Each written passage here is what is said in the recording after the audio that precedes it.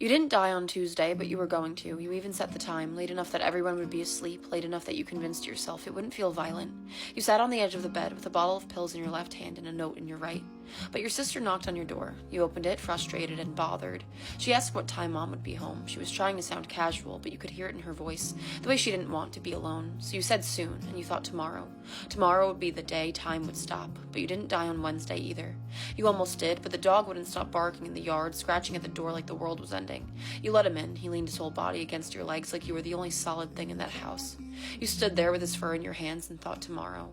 But on Thursday, when the house was quiet, your friend called and asked if you could run an errand with her because she hates going places alone. You almost said no. You almost said you were busy ending your life.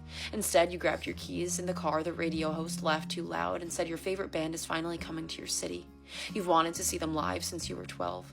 You pictured it for a second, crowded room, drunk on tequila and adrenaline, singing something that once kept you alive.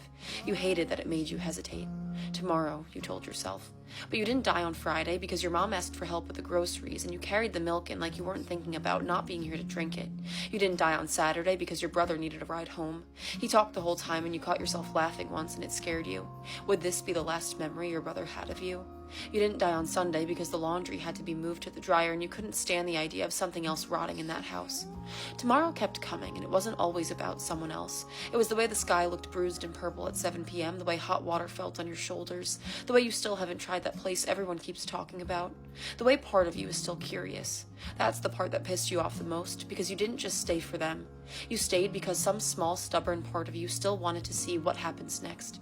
You didn't die on a Tuesday, and then it was next Tuesday and the one after that. And you kept saying tomorrow like you had already made a promise to death. But tomorrow kept choosing you instead. And you finally realized you didn't really want to die. You were just waiting to want to live.